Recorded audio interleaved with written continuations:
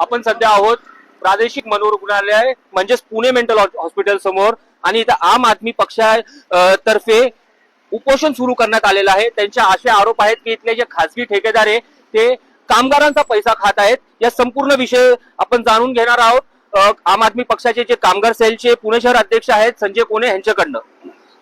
संजयजी, जे तुम्ही गंभीर आरोप केलेले आहेत कामगारांचे ठेकेदारच पैसे खातोय, काय सांगाल याबद्दल? याच्याबद्दल आम्ही गेल्या ऑगस्ट पासून आम्ही त्याच्या प्रशासनाला आम्ही पत्र व्यवहार केलाय, पुरावे दिले ते त्यांना। कामगार खोटे सह्या करून त्यांना मिनिमम वेजेस पासून वंचित ठेवतोय आणि हे सर्व कामगार इथंच आहेत ज्यांच्या खोट्या सह्या आहेत।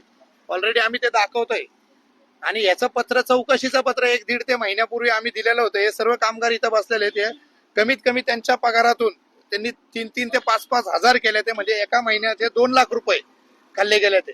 आणि हा 2 वर्षाचा रेकॉर्ड आहे। त्यांना माहिती अधिकारात आम्ही ऑलरेडी 17 पासून ते 3 वर्षाचा माहिती, पण त्यांनी टाळाटाळ करून अजून 30 दिवस टाळाटाळ करतील। पण त्याच्यानंतर ह्या तक्रारीची चौकशी झालेली नाहीये। हा चौकशीची 5 लोकांची समिती ठेवली होती आरोग्य विभागाने, त्याच्यामध्ये त्याचा घोटाळा उघडकीस आलाय।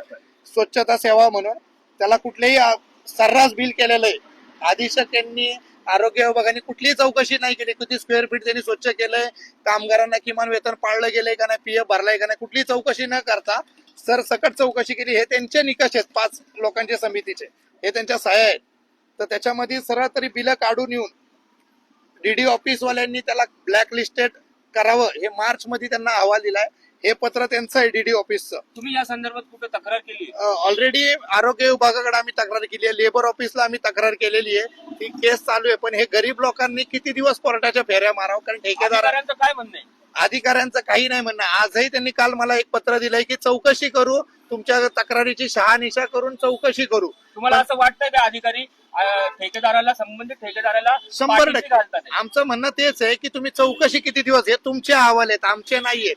तुमच्या डीडी साहेबांचं पत्र आहे की त्याला ब्लॅकलिस्टेड करावं, काळ्या यादीत टाकावं, त्याच्याकडून वसुली करावी ज्या ज्या अधिकाऱ्यांनी त्याचे बिलं पास करण्यामध्ये मदत केली। हे मार्च महिन्यातलं पत्र आहे साहेब, मार्च महिन्याची चौकशी आहे, मार्च 2025 ची। परंतु आम्हाला तेच सांगायचं आहे की मार्च पासून आज डिसेंबर चालू आहे, अजून काय शहानिशा करायची आहे तुम्हाला आणि अजून किती दिवस वेळ काढायचा नाही। आजही तो मार्च पासून डिसेंबर आला, तोच ठेकेदार असून त्याचे बिलं 100% तो क्लेम करतोय। मग या ठेकेदाराचं एवढं लाड काय, अधिकाऱ्यांचं काय, तुम्हाला काय? आमचं म्हणणं तेच आहे, गेल्या 2 ते 3 दिवसापूर्वी ठेकेदाराने आपण सध्या आहोत प्रादेशिक